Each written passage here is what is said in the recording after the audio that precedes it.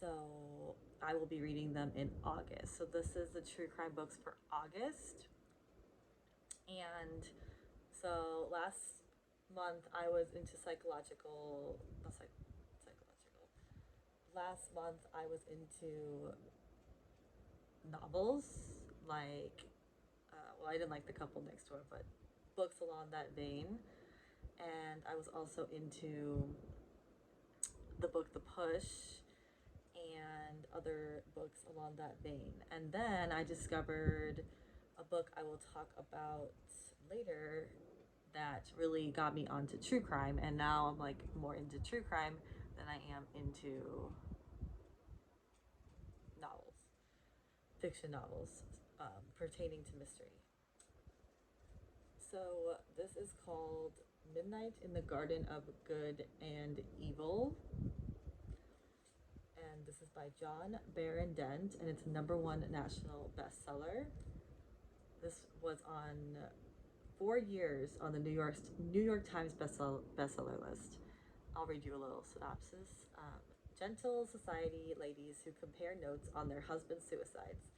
A hilariously foul-mouthed black drag queen, a voodoo priestess who works her roots in the graveyard at midnight, a morose inventor who owns a bottle of poison powerful enough to kill everyone in town, a prominent antique dealer who hangs a Nazi flag from his window. These are some of the real residents of Savannah, Georgia, a city whose eccentric mores are erringly observed and whose dirty linen is gleefully aired. In this utterly irresistible book, at once a true crime murder story and a hugely entertaining and deliciously perverse travelogue, Midnight in the Garden of Good and Evil is as bracing and intoxicating as half a dozen mint juleps. So, this book is. I haven't started it, obviously, so I don't have an opinion.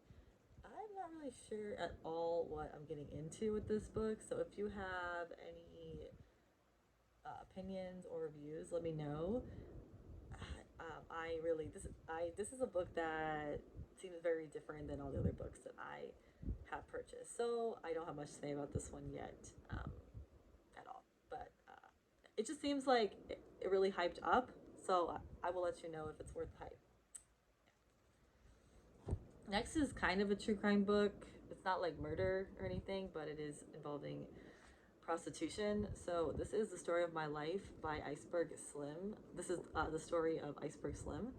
And he is a famous pimp. And I actually read half of this. This happens a lot. I read like half of a book and then I kind of lose interest. I feel like there's three categories. There's like either I'm not interested at all, obsessed with the book, or I read halfway and I stop. And the only thing that stopped me from this book is that a lot of it is written in a type of slang that is hard to understand. And there is a glossary in the back, but every single word I don't understand is never in the glossary, so it doesn't really help me much. I still can understand the plot of the book, but unfortunately, it's just hard to read a book that has so many words I don't understand due to the like slang terms.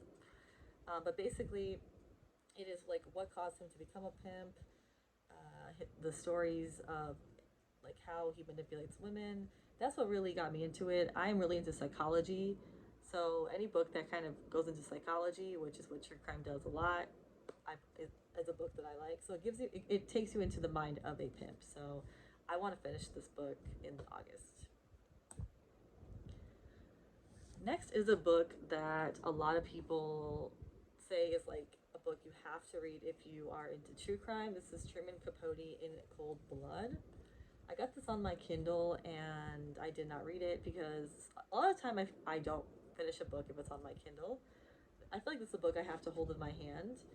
And people say it's a masterpiece, a spellbinding work, a remarkable, tensely exciting, moving, superbly written true account. On November 15, 1959, in the small town of Holcomb, Kansas, four members of the Clutter family were savagely murdered by blasts from a shotgun held a few inches from their faces. There was no apparent motive for the crime, and there was almost no clues. So Truman Capote reconstructs the murder and the investigation. So, yeah, this is a famous book. It's hard to talk about books I haven't read yet, but I will let you know my review at the end of August. And of course, if you have an opinion about any of these books, I would love to hear it from my subscribers.